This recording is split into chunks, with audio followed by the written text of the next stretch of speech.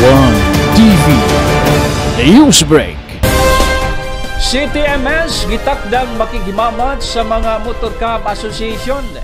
Gikatakdang makigimamat si Human Resource Management Office o Concurrent City Traffic Management and Services Head, retired Police Colonel Joey Ampong, ngadto sa mga Motorcab Association aron na ipahibalo ang iyang plano sa pagpahamtang og interes sa mga citation ticket nga dili masitol sulod sa tulo ka adlaw. Siya nagkanayon nga ang iyang pakighimamat pohon sa grupo sa mga driver usa kini kalakang aron mapahibaludaan ang grupo sa sugyot balaonon nga iyang iduso ngadto sa konsiho, labi na sa committee chairmanship ni Honorable Archie Romero ang Committee on Public Utilities.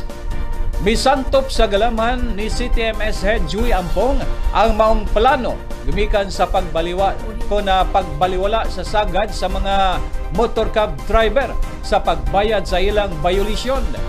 Kung ang maong sugyot balaonon mulampo sa pagkahimong ordinansa, mamahimo kining deterrent o barikada aron malikayan ang pagdaghan sa traffic violation sa mga motorcab driver nga mas ika-problema pa sa ilang pag-renew sa registration o franchise. Gumikan kay pinagi nini, likayan na nila ang pag-commit sa salaod o mas disiplinado pa sa pagmaneho. So remember, kung ma-approve niya akong plano, this is income generating. O citation ticket din pero income generating ni dagdag sa atong panudlanan sa atong syudad.